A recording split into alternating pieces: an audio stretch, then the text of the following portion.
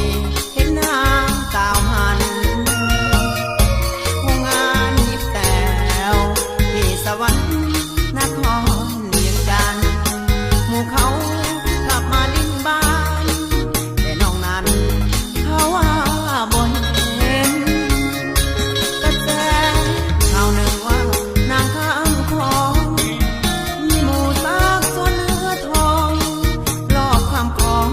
สู่เมืองไทยต้องการงาน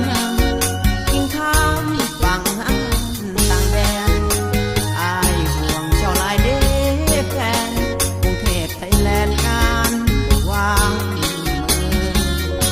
น้องได้งานซื้อหรือบ่อยงานครัวงานบ้านกินนอนโรงงานหรืองานเสิร์ฟเปลี่ยนตา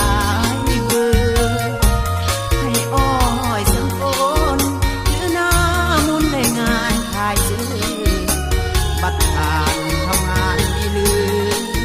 นี่แหละคืออายเป็นห่วงลูกมีงานต่างดาวเขาปรับเขาใหม่บ่มีปากสติปไตยประกันภัยบ่มีค่าหัว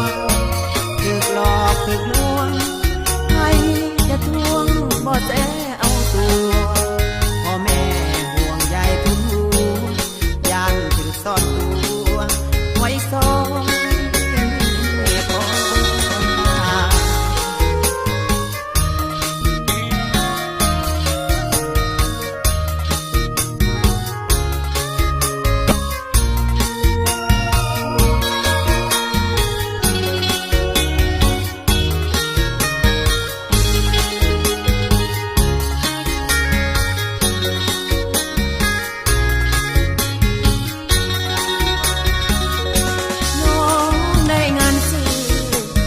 บ่อย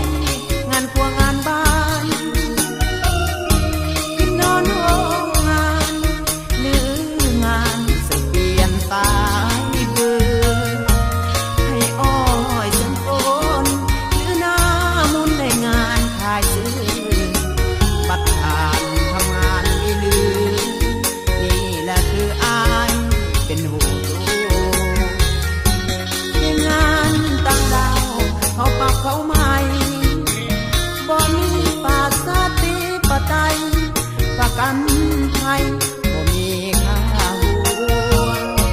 ถึกหลอกถึกลวงให้จะทวงบ่แท้